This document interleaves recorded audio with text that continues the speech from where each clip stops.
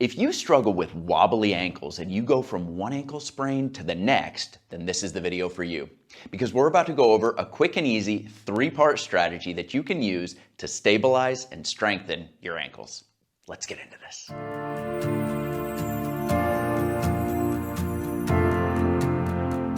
Much of the direction that your ankles receive for what to do, where to go, and how to behave in a given circumstance comes directly from sensory input from down in your feet. One of the most common things that I find with people with chronic ankle sprains and instability is decreased sensory input. It's almost like their feet are partially asleep and they're not quite sure where they are in space. Now, whether this is a cause or an effect of the ankle problem is not the topic of this video. What we do want to make sure is that we wake your feet up so that we set your ankles up for success. And so strategy number 1 is to stimulate all those nerve endings in your feet. And for that, we're going to be using one of my favorite tools, the neuro ball. Now this is a rubberized ball, and if you look closely at it, you can see it has that spiky surface. Now the spikes actually bend a little bit when you press in on them, but this is a fantastic way to wake those nerves up and reconnect your brain to your feet. The first 30 seconds with the neuro ball couldn't be any easier. You're going to start out standing next to the ball. You'll then place one foot on top of the ball, applying as much body weight and pressure as you comfortably can. It's important to make sure that you're not in pain while you're doing this, so monitor your pressure closely. From there, you're going to begin rolling slowly from the front of the foot to the back of the foot, and then working your way across from the inside edge to the outside edge. You'll then work your way up onto the ball of the foot and even to the toes. Big toe over to the little toe, and then finally down to the heel. We're trying to cover as much surface area as we possibly can. After 30 seconds, you'll switch over to the opposite foot and repeat. For the next 30 seconds with the neuro ball, we're going to change gears a little bit. And so for this, I'm going to have you take a seat on a comfortable surface, bend your knee, draw that foot in close to you. Then you're going to take your neuro ball in the palm of your hand, and we're going to begin stimulating the surface of your skin directly over the ankle joint. So you can start on the front, just going back and forth quickly there like that. Come out to the outside edge.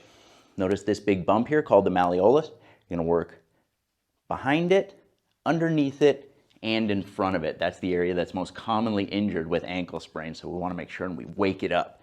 Then you're going to work your way around back to the outside edge of the Achilles tendon, directly over the inside edge of that tendon, and then around the malleolus on the inside of your ankle as well. After 30 seconds, switch over to the opposite ankle and repeat. Now that your feet are wide awake, it's time to start working on motor control. Strategy number 2 is all about enhancing the coordination of your feet and ankles. And for this, we're going to be using the ankle alphabet. To perform ankle alphabet, you should imagine that your toe is some kind of magic marker that allows you to write in midair. Your assignment is to write all of the letters of the alphabet using only your foot and ankle. So you're going to lift that foot into the air and begin tracing letters one at a time, starting with A and working your way to Z.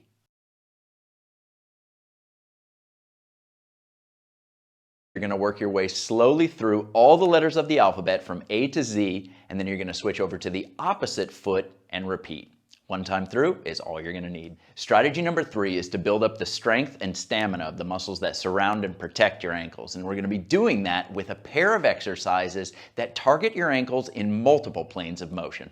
Exercise number 1 is the Stork walk, and for this movement, especially when you're first starting out, it's so helpful if you've got a cushioned surface to walk on. So carpeting or a nice thick rug works well for this, but if you've got hard floors like I do here, well then I'm going to recommend that you wear shoes when performing this exercise. So starting out with the Stork walk, what you're going to do is lift your toes and the balls of your feet up off the floor and come up onto your heels just like that.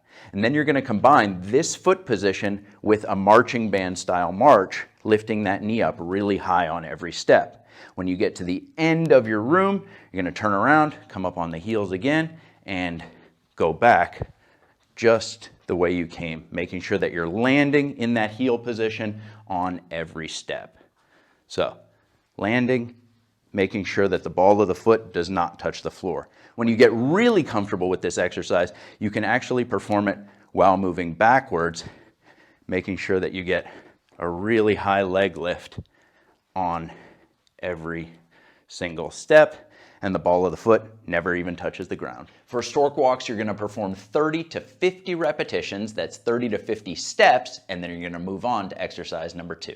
The second exercise is step outs, and unlike Stork walks, this exercise works best in bare feet and with a firmer surface.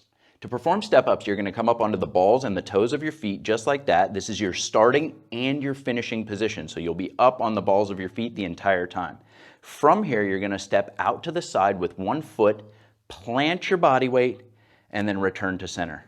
Step out to the opposite side, plant your body weight, and return to center. And just moving back and forth like that. Plant, return to center. Plant, return to center, making sure that you're staying stable the whole time. If you need to have your hands on the wall when you do this, or one hand on the wall to improve your balance so that you're able to perform the exercise, that's absolutely fine. And you can be working your way to using less support on the wall as you go. Another thing to note here is that if you've had a bunch of ankle injuries, you may only be able to take a short lateral step in the beginning, because that's all your ankles will tolerate.